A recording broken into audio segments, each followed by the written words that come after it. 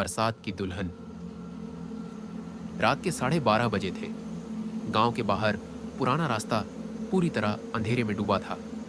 आसमान में बिजली बार बार चमक रही थी और हर चमक के साथ कुछ पल के लिए उस सुनसान रास्ते पर एक लाल जोड़े में खड़ी वो दिखती थी।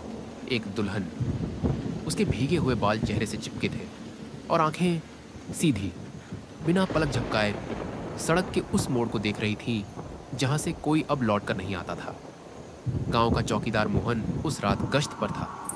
उसने पहले तो सोचा शायद किसी की बारात भटक गई हो, पर जैसे ही वह पास गया, जमीन पर उसके कदमों की आवाज थम गई।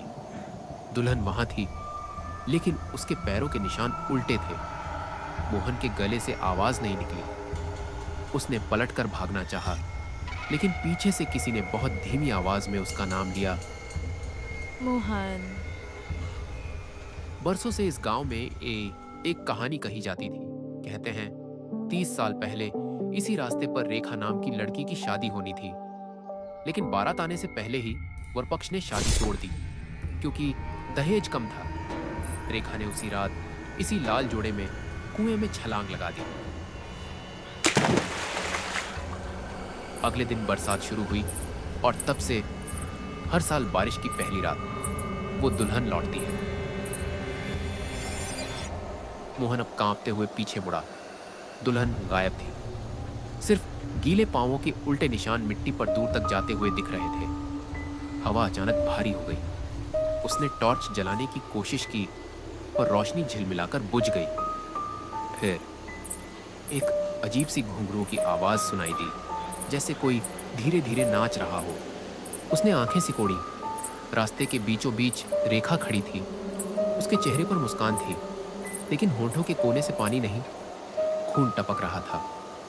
उसके गले में टूटा हुआ मंगलसूत्र लटक रहा था और हाथों में मेहंदी अब स्याह नीली हो चुकी थी।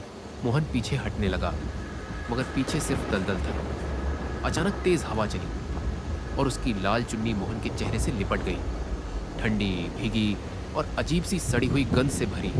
उसने डर के मारे उसे झटकना चाहा, पर जब चुन्नी गिरी, वहां कुछ नहीं था। बरसात थम गई। सड़क फिर से शांत हो गई। पर अगले दिन गांव वालों को मोड़ के पास मोहन की लाठी और उसकी टॉर्च मिली, चालू, मिट्टी में गड़ी हुई।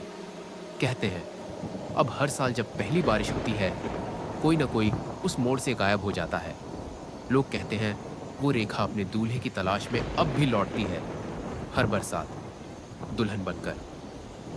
और अगर कभी तूफानी रात में उस रास्ते पर तुम्हें घुंघरूओं की आवाज सुनाई दे, तो पीछे मत मुड़ना, क्योंकि वो सिर्फ नाम लेकर पुकारती नहीं, ले भी जाती है।